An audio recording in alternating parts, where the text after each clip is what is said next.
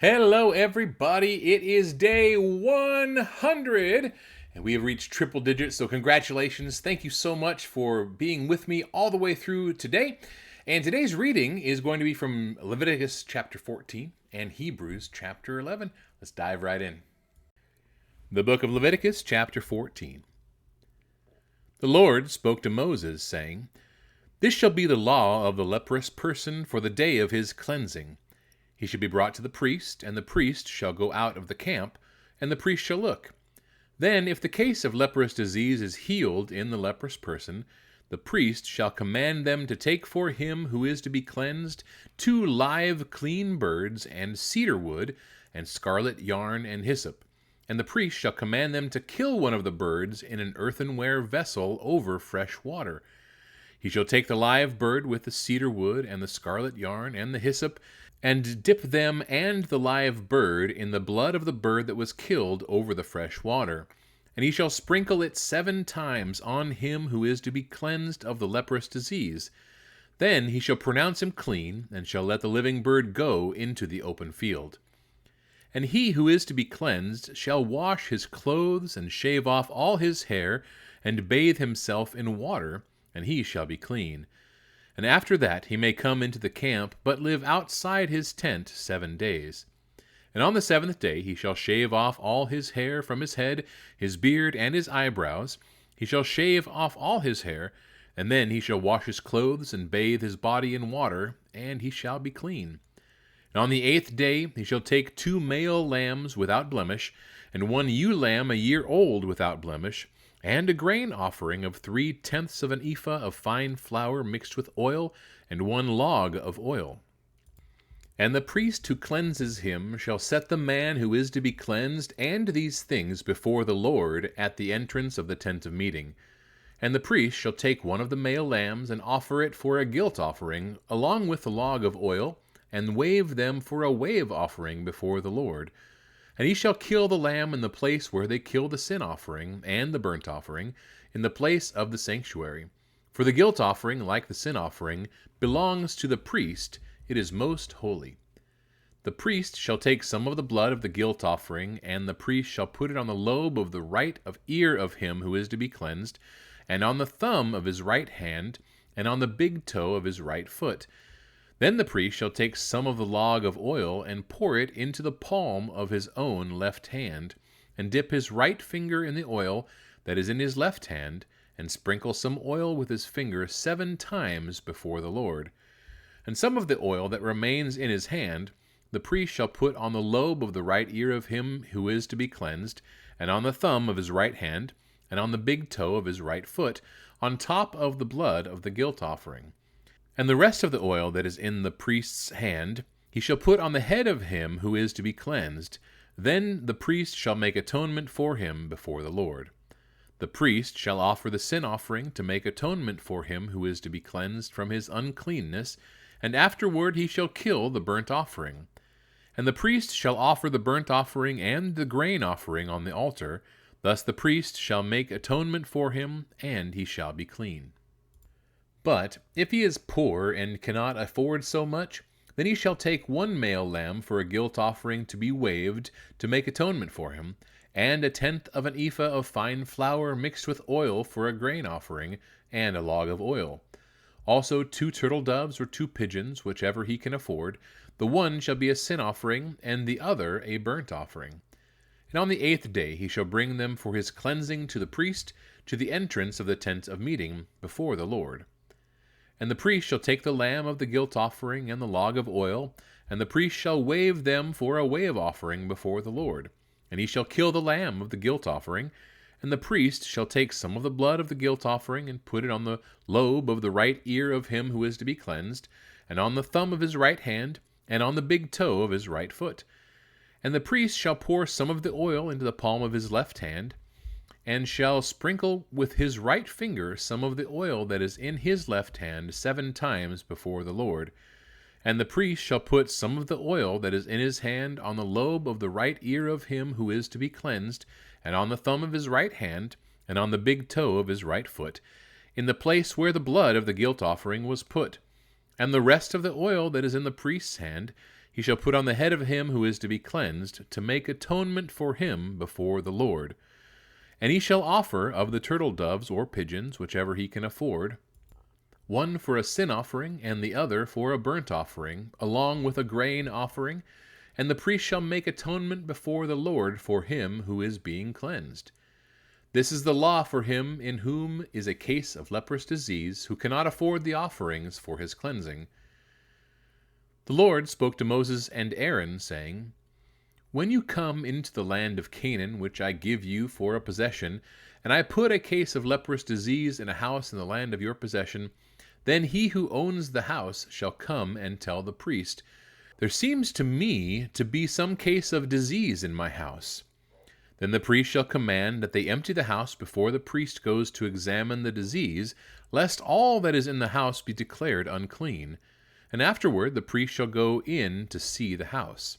And he shall examine the disease, and if the disease is in the walls of the house with greenish or reddish spots, and if it appears to be deeper than the surface, then the priest shall go out of the house to the door of the house and shut up the house 7 days. And the priest shall come again on the 7th day and look. If the disease has spread in the walls of the house, then the priest shall command that they take out the stones in which is the disease, and throw them into an unclean place outside the city. And he shall have the inside of the house scraped all around, and the plaster that they scrape off they shall pour out in an unclean place outside the city. Then they should take other stones and put them in the place of those stones, and he shall take other plaster and plaster the house. If the disease breaks out again in the house, after he has taken out the stones and scraped the house and plastered it, then the priest shall go and look, and if the disease has spread in the house, it is a persistent leprous disease in the house, it is unclean. And he shall break down the house, its stones, its timber, and all the plaster of the house, and he shall carry them out of the city to an unclean place. Moreover, whoever enters the house while it is shut up shall be unclean until the evening, and whoever sleeps in the house shall wash his clothes, and whoever eats in the house shall wash his clothes. But if the priest comes and looks, and if the disease has not spread in the house after the house was plastered, then the priest shall pronounce the house clean, for the disease is healed. And for the cleansing of the house he shall take 2 small birds with cedar wood and scarlet yarn and hyssop, and shall kill one of the birds in an earthenware vessel over fresh water, and shall take the cedar wood and the hyssop and the scarlet yarn along with the live bird, and dip them in the blood of the bird that was killed and in the fresh water, and sprinkle the house 7 times.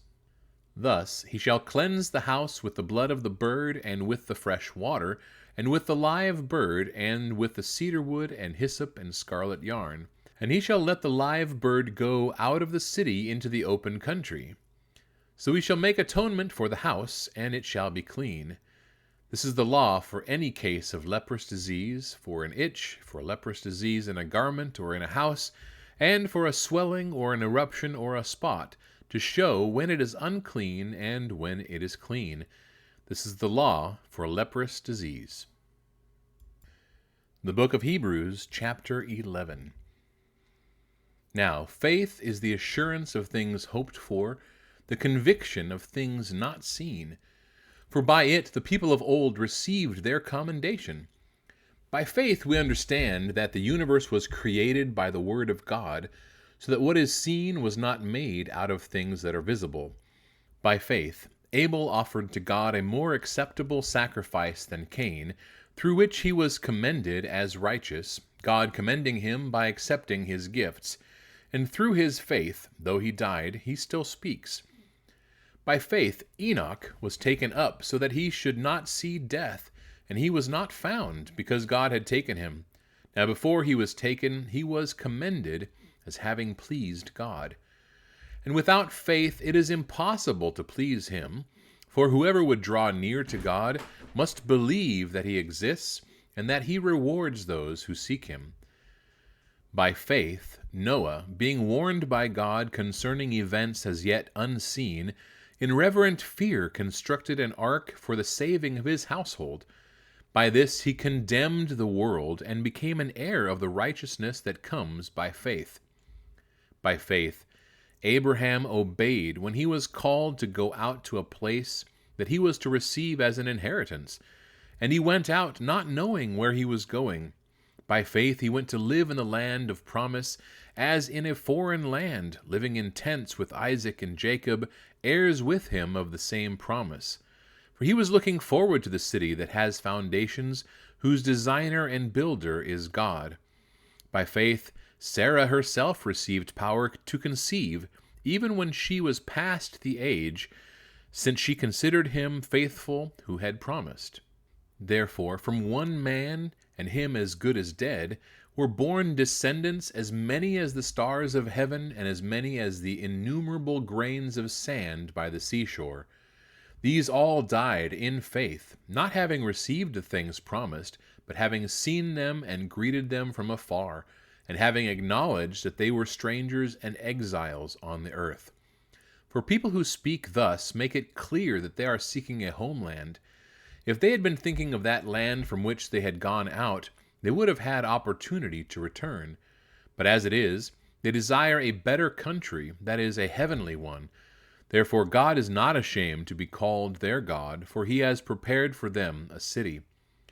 By faith Abraham, when he was tested, offered up Isaac, and he who had received the promises was in the act of offering up his only son, of whom it was said, "Through Isaac shall your offspring be named." He considered that God was able even to raise him from the dead, from which, figuratively speaking, he did receive him back. By faith Isaac invoked future blessings on Jacob and Esau. By faith Jacob, when dying, blessed each of the sons of Joseph, bowing in worship over the head of his staff. By faith Joseph, at the end of his life, made mention of the exodus of the Israelites and gave directions concerning his bones. By faith Moses, when he was born, was hidden for 3 months by his parents because they saw that the child was beautiful, and they were not afraid of the king's edict. By faith Moses, when he was grown up, refused to be called the son of Pharaoh's daughter, choosing rather to be mistreated with the people of God than to enjoy the fleeting pleasures of sin. He considered the reproach of Christ greater wealth than the treasures of Egypt, for he was looking to the reward. By faith he left Egypt, not being afraid of the anger of the king, for he endured as seeing him who is invisible. By faith he kept the Passover and sprinkled the blood, so that the destroyer of the firstborn might not touch them. By faith the people crossed the Red Sea as on dry land, but the Egyptians, when they attempted to do the same, were drowned. By faith the walls of Jericho fell down after they had been encircled for 7 days. By faith Rahab the prostitute did not perish with those who were disobedient, because she had given a friendly welcome to the spies. And what more shall I say? For time would fail me to tell of Gideon, Barak, Samson, Jephthah, of David and Samuel and the prophets, who through faith conquered kingdoms, enforced justice, obtained promises, stopped the mouths of lions, quenched the power of fire, escaped the edge of the sword, were made strong out of weakness, became mighty in war, put foreign armies to flight. Women received back their dead by resurrection. Some were tortured, refusing to accept release, so that they might rise again to a better life. Others suffered mocking and flogging, and even chains and imprisonment. They were stoned, they were sawn in two, they were killed with the sword. They went about in skins of sheep and goats, destitute, afflicted, mistreated, of whom the world was not worthy, wandering about in deserts and mountains and in dens and caves of the earth. And all these, though commended through their faith, did not receive what was promised, since God had provided something better for us, that apart from us they should not be made perfect.